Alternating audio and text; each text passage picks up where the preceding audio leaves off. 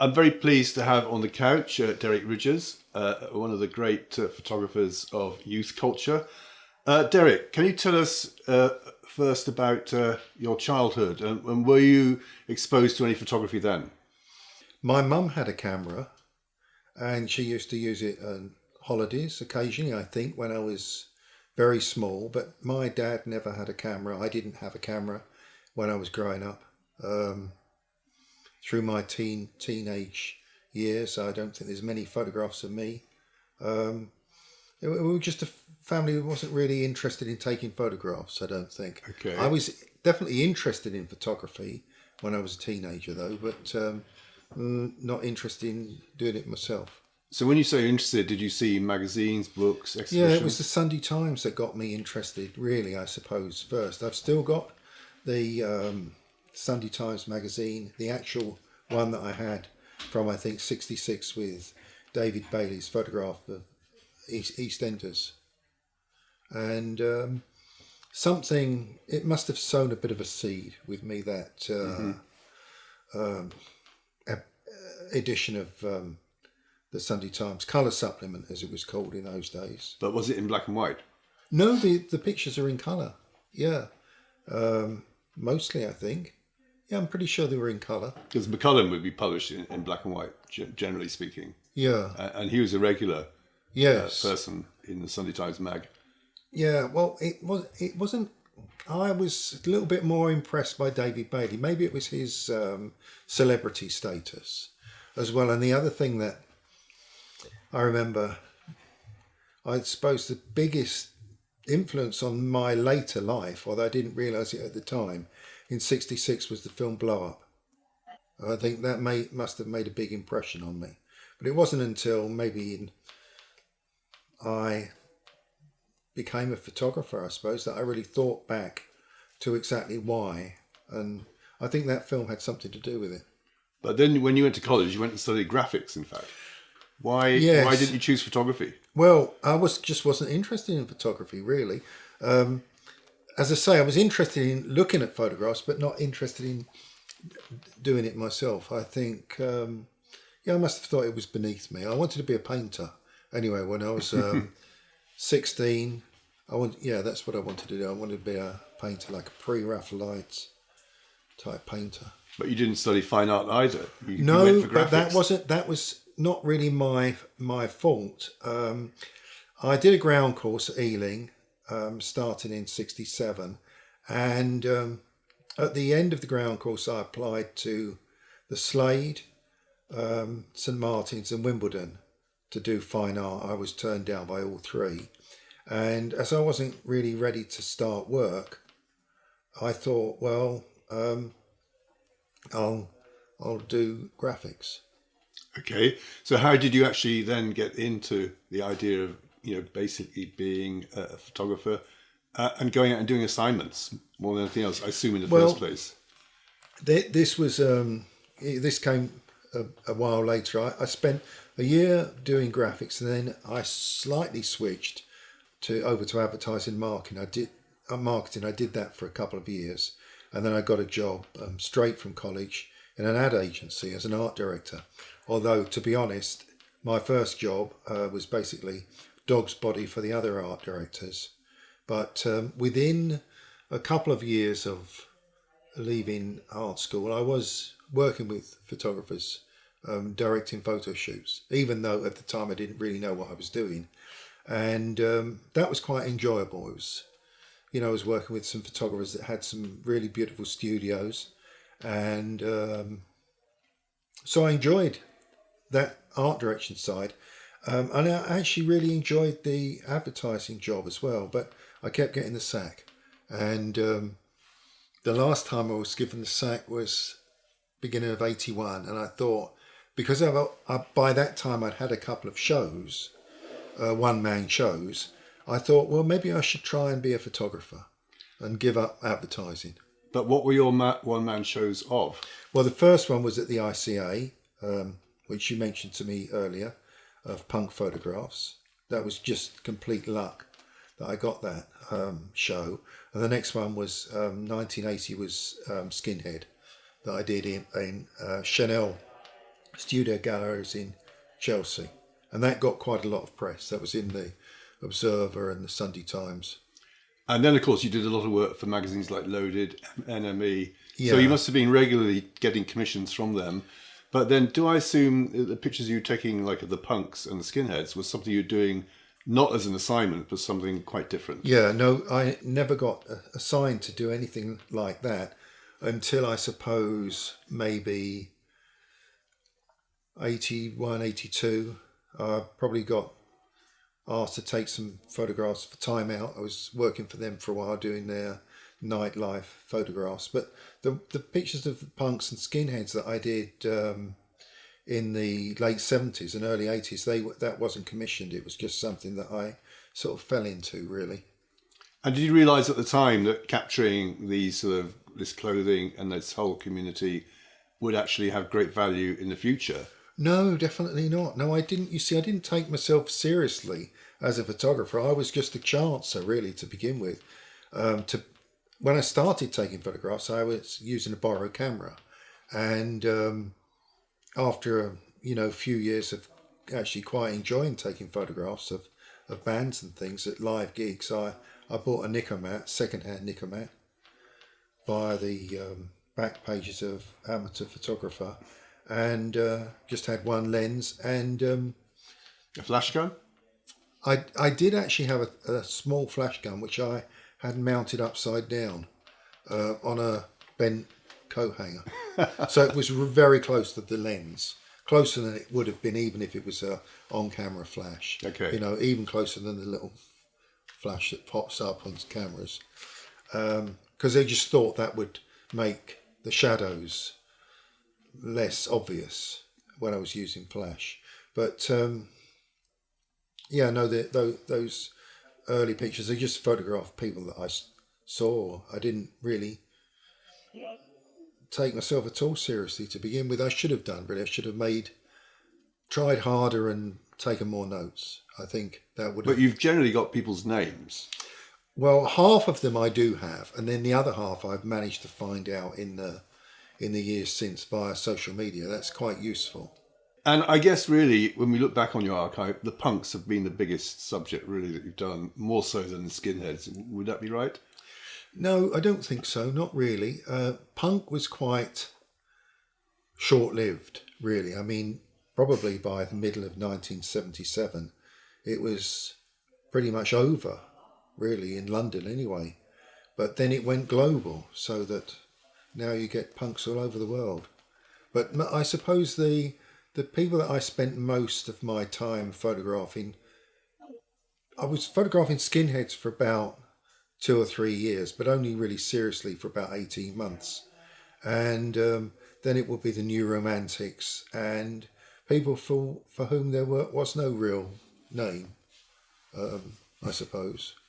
And did you go and photograph punks in the rest of the world as it No, moved around? I've only really focused very much on London. Okay. I feel at home here. I've got some connection with the place and the people. And your income then was really from doing assignments for magazines, and particularly Loaded. Tell us about how that worked out and why you spent so long with them. Well, what happened, I was working with James Brown at NME, and he left NME and spent some time working on a new magazine. Didn't have a name when I first started to talk to him about it. But I think a very early name for that magazine might have been The Right Stuff. I think that was an early name. Anyway, it became Loaded. And to begin with, I saw it as being something that would extend my reason to be shooting in nightclubs. Otherwise, I would have got to my 40s at that point, and I wouldn't necessarily have had any legitimate reason to be out in nightclubs late at night photographing people. But Loaded did give me that excuse, really. But you must have realised at some point the value of your archive, although you say it wasn't really the case. Well... when did it dawn on you that this actually was an important archive that you were creating? Well, it was Val Williams and Gordon MacDonald that helped me realise that, I suppose. You know, it was this book that you've got here, I suppose that, and also there was a show as well that the British Council did of some of my photographs that are in that book. And yes, they took those photographs seriously, and I thought, well, maybe I should do that as well. But prior to that book coming out, I thought I was a rock photographer. Really, it's very interesting. So this book is called When We Were Young, and I guess Val just approached you and said, I'd like to use some of your images in a book and an exhibition. And were you quite surprised to get that invitation? I suppose I was. Yes, yeah. I mean, I wanted to do a book of my photographs back in the early 80s. In fact, I went to the Frankfurt Book Fair for a couple of times and went around and spoke to publishers. I didn't realise it wasn't really the best place to do it. I had a few people that were interested, but nothing that ever came to fruition at that time. So I gave up on it for a couple of decades. Okay. And then having done this book, did it start to change your sort of thinking about the whole work that you were doing? Did it make you see it in a different light? But certainly it did, yes. It did, yeah. It made me realise that I should have done it a little bit more seriously. And I mean, it's funny you say that because we look back on your archive, not only the images in this book, but the many books that you've published since, and it looks as if you were doing the right thing. So I don't know actually how you can say, what would you have done ideally differently had you have known that earlier? Well, I definitely would have kept better notes. I mean, I had these notebooks, some of which I've still got. I think I did lose some. I didn't lose one notebook. And I had the brilliant idea of, it's rather than writing everything in one notebook, which obviously I could lose at any time, I thought, well, what I'll do is I'll write, each time I go out shooting, I'll write it on a separate bit of paper. And of course, those bits of paper have all become disassociated, so I don't know what was from where. And so you should have stuck to the notebook idea. I should have done, definitely. Yeah, and also I could have written on the contact sheets more people's names. But sometimes the clubs I was shooting in were very dark. They were very loud. You couldn't necessarily see who you were photographing. You couldn't always speak to them, and sometimes people would stop for a moment, and then they'd be off before I got a chance to ask them what their name was. Mm-hmm. When people are in nightclubs, they don't want to be hanging about waiting to be photographed by me. And did you get any aggression when you were out asking people? To begin with, yes, in a couple of clubs. I mean, I had a little bit of aggression from the skinheads, but I think that would, you could assume that would be the case. But yeah, in the early days of shooting in fetish clubs, a few people didn't want a bloke there with a camera. I suppose that's understandable, isn't it? It was very understandable, but... And, I mean, we're both getting on a bit now, let's face it. I suppose we are. But do you still go out and photograph? Well, I not so much as I did, but I'm still very keen to do it, yeah, when I get the opportunity. Mm-hmm. I don't have so much opportunity now because I'm working as a carer for my wife. Okay, and would it still be the punks that would be your first choice? I mean, visually, of course, they are quite extraordinary to look at. Well, it wouldn't be punks because I wouldn't know where to find punks now, but it would certainly be young people that dress up and have something to say about themselves with the way they dress. But it's very difficult now to actually say what sort of youth cult they're actually part of, don't you think? Because everything just feels more dissipated, doesn't it? I think it is dissipated. I think it's still very interesting, but I think nowadays people don't want to be, restricted to one thing. Also, they don't want people of my age telling them what they are either. Well, despite doing a lot of books, you still haven't had, to my knowledge, a retrospective of your work. No, I haven't. Looking back at everything. Yeah. That's a great shame, of course. Yeah, no, I'd like to do that. And what about if anything, it has to be the National Portrait Gallery, wouldn't you think?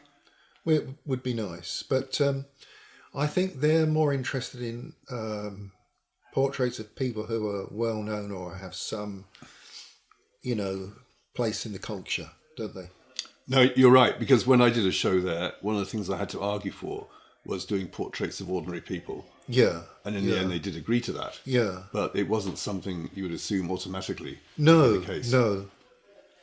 And any idea what's going to happen to your archive? I mean, you've got this amazing archive, let's face it. And Yes. when I look up your CV, I don't think many museums have bought into your work. No. You've got some at the that's National right. Portrait Gallery. Well, a couple, but only they've got them because they were part of shows that were really nothing to do with me. They were just, small inserts in other shows. Mm-hmm. So you almost, in a sense, need someone going out there batting on your behalf. Would be nice. Do you want that job? No, but I think you've got someone now, haven't you? Because yes, of course. Sarah is a big help. Yeah, very big help. But in a sense, your archive should be go to a museum because there's no one who's done more pictures of youth culture in the last 30, 40 years in the UK. You're the top dog. Let's face it. Well, that might be true, but the thing is, I think it's hard to place archives now because it does take a lot of work just looking after something like that. So I don't. Even if I were to give it to somebody, I don't know whether it'd be that easy to do. Mm-hmm. Well, I think there's this whole generation of photographers like us. I'm lucky I've got this place, but most people really don't know what to do with their archives. Yes, they should be going somewhere. Yeah. If you're a famous American photographer, there's universities queuing up to purchase them. Yes. It's not the case here. No. There's the Bodleian a bit, there's Bishopsgate's Institute, but apart from that, you can virtually say there's no one else. Yeah. Well, that is a shame for everybody, really. So let's talk a bit about your motivation. What is it that makes you go out and still want to photograph these young kids and show us their style and what they're dressed in? I don't really know. I think it's probably has to do with my upbringing, being an only child and being quite reticent anyway. And I think that in some respects, when I first started photographing punks and skinheads, there was a bit of me that would have been like to have been the other side of the camera, really. I've only really come to realise that over the last few years as well. So deep down, you should have been a punk. Well, I could never have been a punk because I was never someone who wanted to dress up. I would have liked to have been a skinhead, I think, in the 60s, but I didn't really like fighting. I think maybe having glasses is the other thing that might have affected my life a lot, because it made me change my character a little bit from whatever it was before. I suppose I had a few fights before I had glasses, like most kids do. But after that, I was a little bit more circumspect. So you would never see a skinhead or a punk with glasses on? No, well, the skinheads hardly ever wore glasses because it meant, it said something not only about your eyesight, but also about your views about stuff. At the time I had an argument actually with quite a well-known skinhead, probably better not ever say his name, but he said, "You're not like us. You don't swear enough, and you've got glasses and a duffle coat and a beard. You're obviously a leftie." Well, as a matter of fact, I was a leftie at that time. I was a Labour Party activist. Right. Well, mind you, I still do wear a duffle coat. But so it was just the way you have of seeing yourself, I think. I think that changed once I had to wear glasses. Okay. Yeah. It's funny that the expression of lefty being part of a tribe. I suppose so, yeah. But yeah, I definitely did look like a lefty. I'm sure I did. Yeah. But never used to see skinheads with glasses or a beard for that matter. Certainly not duffel coats because they've got a very, They want a Parker on. Yeah, yes, a Parker or a Crombie or, it's a uniform, isn't it? Really. I never had any time for their social or political views, but I thought that, it's quite nice to walk down the road and not have to worry about people picking on you, isn't it, really? Because you've got so many pictures, tell us about your archiving system. How do you know where to find pictures? Well, how do you find the right negative? Well, with some of the negatives that I know people are going to be interested in, I've got them in a separate few books, and I have got those. My granddaughter helped me log those. But I suppose if you were to ask me for a specific file or print, it might take me a week to find it. Really? Yeah. And have you got your negatives scanned, or do you still take them straight from the neg when you get prints no, done? I scan my negatives on a Nikon D850, which I think is quite a good way of doing it. It's much better than I used to have a Nikon Cool Scan. But the 850 doing it that way is much quicker and better in my opinion as well. And when I first scanned most of my negatives, I did it as well as I could, as big as I could, because I thought I'm never going to want to do this again. But of course I have had to do them all again, right. And probably have to do them a third time one day as well.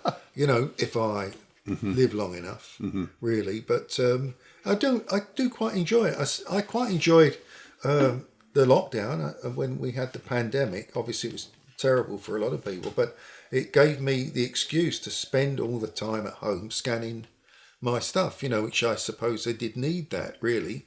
I'm lucky, really, is in some respects that I still have the energy and I'm fit enough to shoot now. And, you know, I quite enjoy shooting when I'm asked to do something or I get a commission nowadays. But the rest of the time I'm either at home working on my archive or looking after my wife, really. That's how I spend my days. Not that exciting, but yeah. These have both got to be done.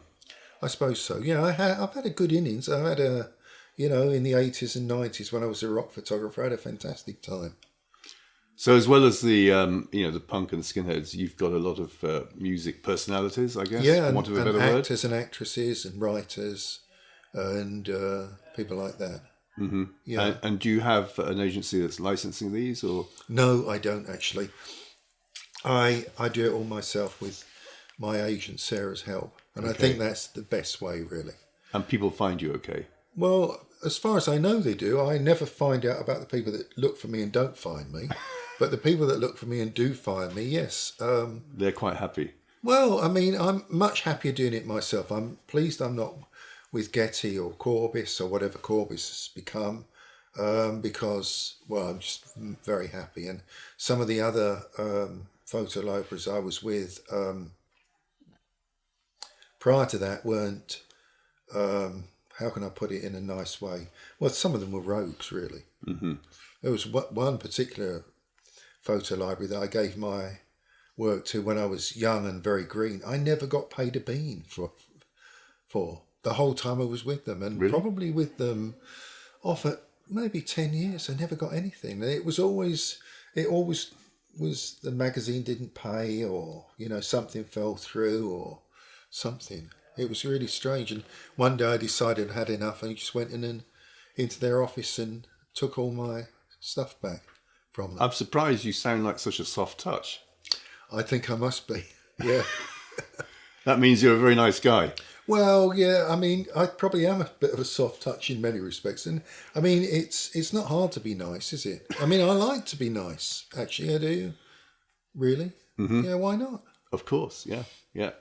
But you deserve to make a good income from your amazing archive. Yeah, well, that would be nice. But if it doesn't happen, then I've still had a good time doing it. I mean, photography has given me a fantastic life, I must say.